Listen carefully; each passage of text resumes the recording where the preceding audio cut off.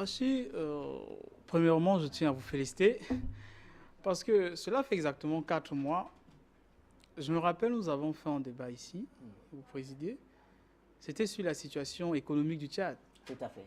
Et j'avais prédit dans les analyses que dans quelques mois, nous nous dirigeons directement soit vers les plans d'ajustement structurel, soit vers la dévaluation du franc CFA. Presque personne n'y croyait. Nous y sommes. Premièrement, c'est très important de planter le décor. Le sommet qui a été fait à Yaoundé, c'est vrai que tout à l'heure vous avez félicité la forme du sommet, mais j'ai dit même dans la forme du sommet, c'était pratiquement une insulte à nos chefs d'État. Pour toute personne qui connaît un peu comment se passent les sommets, même dans l'ordre protocolaire, ce n'est pas acceptable. C'est à la limite sauvage de positionner sur une même table les chefs d'État et un ministre des Finances, soit-il. Il n'est même pas président du Conseil économique et social. Il n'est même pas président de l'Assemblée nationale. Il n'est même pas président du Sénat. Je ne veux pas dire qu'il n'est même pas Premier ministre. Mais il est quand même à la même table. Pourtant, il n'est que ministre. Et simultanément, au même moment, ses homologues qui sont ministres aussi des Finances de la sous-région sont en face là. Comme on appelle chez nous dans le poula-poula, comme on dit en Douala. Y compris le gouverneur. Y compris même le gouverneur de la BEAC, voilà, qui est en réalité le patron monétaire, entre guillemets, de la sous-région. Cela dit clairement. Ceci étant, j'ai dit ce qui s'est passé à Yaoundé, en fait, dans le fond, ça a été une duperie, à la limite, une insulte à l'encontre des peuples de la sous-région. Pourquoi est-ce que je le dis? Premièrement, la situation économique des différents États de la sous-région n'est pas identique. Quand on parle de la crise pétrolière, la Guinée équatoriale, ses recettes dépendent à 90% des revenus pétroliers. Le Gabon et le Congo, c'est un peu plus de 50%. Le Tchad, c'est un peu plus de 20%. Mais le Cameroun, ce n'est qu'environ 9%. Ce n'est pas identique. La Guinée équatoriale est en récession depuis au moins 2013. L'économie de certains États sont stables. Mais il y en a qui ont un taux de croissance d'au moins 1%. On ne peut pas mettre tous ces États sur une même balance. Mais c'est important de le souligner, car très peu d'Africains le savent. C'était un sommet qui n'avait pas lieu d'être, dans la mesure où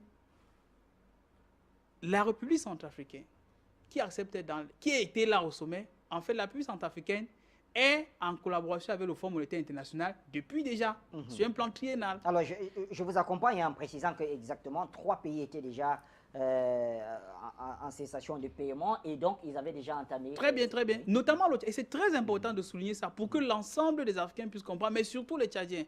Le Tchad est en collaboration. Moi, j'ai pu rencontrer les fonctionnaires du Fonds monétaire international en N'Djamena. On était logés dans le même... Enfin, j'étais à l'hôtel et on s'était rencontrés dans le bar comme ça. On bavardait. Ils étaient déjà là en collaboration avec les autorités tchadiennes. C'est important de souligner que les Tchadiens comprennent que le fait que les salaires soient divisés à 2 en N'Djamena pour les magistrats, les salaires des enseignants ne soient plus payés ou soient diminués, les bourses ne soient plus payées, que l'on ait dépénalisé l'homosexualité. En réalité, c'est lié à la collaboration entre le Fonds monétaire international et l'État tchadien. Ce sont les éléments du PAS, dans la mesure où il y a déjà une collaboration qui existe, je veux dire, avant même ce sommet, entre le Fonds monétaire international et l'État tchadien. Ça, c'est donc.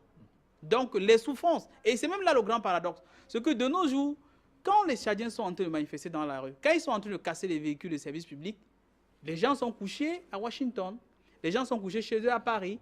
Quand les Tchadiens manifestent de chasser le régime d'Idriss Déby, qui travaille avec le Fonds monétaire international, le FMI ne dit curieusement rien. Ou alors de l'autre côté, un autre pan de leurs collaborateurs disent qu'il y a violation des droits de l'homme. Ils font semblant de vous aider, pourtant en fait ils sont en train de vous écraser.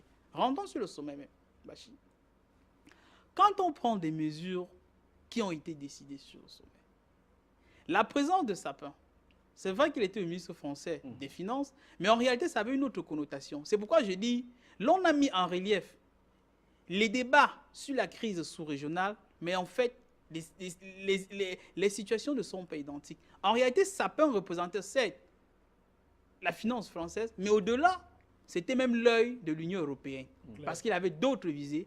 Et la visée plus importante encore, au-delà du franc CFA, c'est la visée des accords de partenariat économique que le Cameroun a déjà signé et ratifié, mais dont d'autres États n'ont pas encore signé et ratifié. Il fallait les inciter. Si je vous ai bien compris, en fait, les États n'étaient même pas face à 2 choix. Exact. En fait, le choix était déjà fait. Oui. Et M. Sapin, tout comme Christine Lagarde, Oui. représentait le même camp. Mais vraiment, c'est que nous sommes naïfs, Bachir. Nous sommes dans le système managérial moderne. Il y a des décisions qui se prennent au niveau stratégique. Mais quand les décisions sont prises au niveau, quand vous voyez un déplacement d'une présidente, quand le président vient à un sommet, il ne vient pas discuter. Les décisions ont été prises avant. C'est pourquoi on dit qu'il y a les rencontres ministérielles. Ça veut dire quand ces grands-là sont déjà là, ce n'est que pour parapher, ça veut dire ce n'est que pour mettre la signature. C'est pas là qu'on fait les discussions. Par exemple, quand je prends le cas de Mme Lagarde, elle était au Cameroun plusieurs fois. C'est pas aujourd'hui qu'elle vient au Cameroun. Juste que le Cameroun, le président Biya, est à la tête d'un État qui est leader de la sous-région. On peut facilement lui dire, convoque le sommet, nous allons venir informer les personnes que celui qui n'est pas d'accord, c'est ce qui va lui arriver. Ceci étant... Dans ces cas d'Alvarez, pour rester toujours dans le même tempo, est-ce que le Cameroun ne serait pas en train de jouer le mauvais rôle? Pas seulement le Cameroun, l'ensemble des États. L'ensemble des États, pas seulement le Cameroun. Parce que cela ne remplit pas aux aspirations de leur peuple. Quand des gens prennent une résolution, ils disent que le plafond statutaire des avances à la trésorerie doit être gelé. Oui. Ça veut dire en termes simples que le rôle de la BIA, qui, si elle était une banque digne de ce nom, devrait financer l'économie, même par crédit, elle ne peut plus le faire. Parce qu'on l'a gelé pour au moins 4 ans. Elle ne peut plus financer. Ça, c'est d'un. Mais au-delà de cela, des gens ont utilisé tous les cosmétiques qu'il y a pour essayer de nous masquer les plans d'ajustement structurel. Ça va être dur, ça va être plus difficile. Mais plus difficile encore, ce n'est pas seulement cela. Rentrons un peu dans l'histoire, Bachir. En 1986, quand on prend la décision d'appliquer les plans d'ajustement structurel aux États africains, de 1986 à 2006, où le Cameroun atteint, entre guillemets, ce qu'on appelle l'initiative PPTE, donc officiellement sort des plans d'ajustement structurel. Le Cameroun, ne fait que 10 ans, entre 2006 et 2016, où nous sommes pour réentrer dans les plans d'ajustement structurel. Mais ce qui est bien paradoxal, c'est que le contexte que nous vivons actuellement, c'était à peu près similaire à ce qui s'est passé dans les années 80 et années 90. C'est qu'il y avait effectivement une chute du prix des matières premières sur le marché international. Et on a dit aux Africains, vous avez deux choix. Soit les plans d'ajustement structurel, soit la dévaluation. Les Africains ont fait comme ils ont fait hier à Yaoundé. Ils ont dit non, nous préférons les plans d'ajustement structurel. Ça n'a pas épargné aussi. Qu'est-ce qu'on a? Très bien, justement. Oui, et c'est là la grande méchanceté des puissances occidentales. Les puissants vous disent, OK, vous avez accepté les passes, on vous a pris les passes, on ferme les entreprises publiques, on les privatise, tout le monde va au chômage, on diminue les salaires, il n'y a plus d'hôpital, il n'y a plus d'école. Quand vous appliquez cela de 86 jusqu'à 93, ça fait environ 6 ans. En 94, on dit vraiment les passes, ça ne marche pas bien. Il faut aussi qu'on vous applique aussi la dévaluation. Et c'est ce qui va se passer, Bachir. Je vous le dis. Même si les gens appliquent les plans d'ajustement structurel comme ils ont décidé de le faire, ils ont mis à côté la dévaluation. Mais je dis tôt ou tard, ils vont appliquer la dévaluation. Parce que en 86 jusqu'à 93, ils ont appliqué les plans d'ajustement structurel. Mais une année plus tard, c'est-à-dire en 94, ils ont appliqué la dévaluation. La seule... Oui, Dalvarez. Alors, vous savez, vous nous faites peur pour dire ce que nous ressentons dans cette description. Vous nous parlez, comment dire, vous nous dites que ce sera très dur à l'avenir. Ça, c'est ce que vous nous avez dit. Oui. Mais quand on lit le texte, par l'une des résolutions, elle nous fait comprendre qu'il s'agit d'une coopération internationale souple et flexible. Mais qu'est-ce que ça veut dire? Vous mangez des beignets au chocolat, Bachir. Le chocolat, c'est très bon pour la santé, mais ça vous rend aussi malade. Mais ça, ce n'est que de la cosmétique. Les vraies choses ont été dites avant. Les vraies choses ne s'écrivent pas, Bachir. Mais ils ne vont pas rester devant la télévision, vous citer et tout. Rappelez-vous, avant la dévaluation, qu'est-ce qu'on disait? Même à la veille de la dévaluation, on dit qu'il n'y aura pas d'évaluation. Le lendemain, on dit à M. Nsimi, qui était alors ministre des Finances, qu'il crache les bêtises. Il crache les bêtises derrière le micro, il va se cacher. Vous dites quoi? Mais n'écoutez pas ce qu'ils vous disent. C'est de l'histoire. C'est du cosmétique, tout ce qu'ils racontent là. On sait au fond, la seule solution, dans le cas d'espèce, dans le cas actuel, le minimum, il y a 2 minimums de solutions. Premièrement, il faut sortir du franc CFA.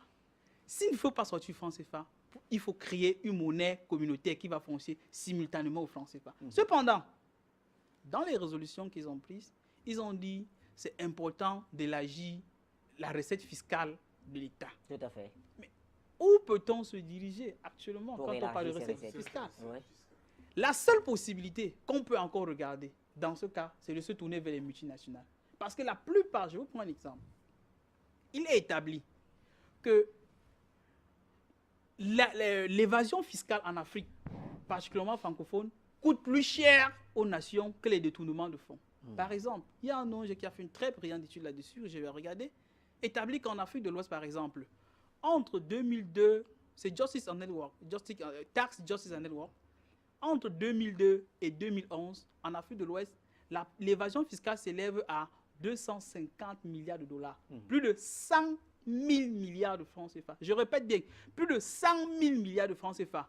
À titre de comparaison, le budget du Cameroun pour l'année 2017 est de 4 373 milliards. On vous dit entre 2002 et 2011, les multinationales européennes n'ont pas payé à l'Afrique de l'Ouest des impôts qui peuvent être situés à plus de 100 000 milliards de francs CFA. Ça veut dire si des gens pensent une demi-seconde être un peu intelligents, c'est de se retourner vers ces multinationales qui en réalité ne sont que des bras séculiers du Fonds monétaire international, de l'économie française pour prendre la fiscalité, pour prendre les recettes qu'ils nous demandent.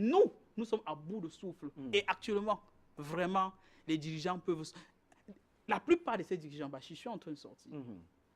Tous ont fait... sortir d'abord. J'ai une question pour la chute, parce que je vais revenir aux autres tout à l'heure. Vous nous avez rappelé qu'on parle ici d'élargir les recettes fiscales de l'État.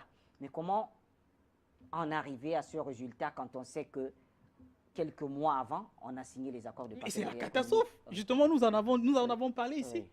Quand un pays comme le Cameroun, quand vous avez des recettes douanières à 600 milliards de francs CFA, et l'ensemble des fonctionnaires d'un pays comme le Cameroun est payé par les recettes douanières. Vous dites les Européens vont faire entrer le marché sans plus payer les recettes douanières. Vous avez mis une tonne de taxes. La taxe est partout.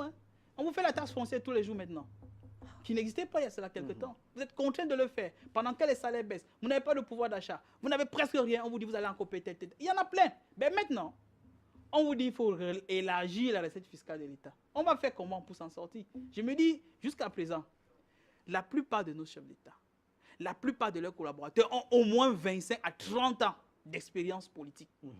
Passant d'Ali, arriver chez Paul Biya, partant chez Obiang, pour arriver chez Sassou ou chez Déby. Ces personnes n'ont plus rien à perdre que de sortir par la grande porte. Je dis, nous en avons marre du franc CFA. Sortons de cette monnaie, car cela ne contribue qu'à appauvrir et à tuer nos populations. Merci, Delvarès Ngodjo.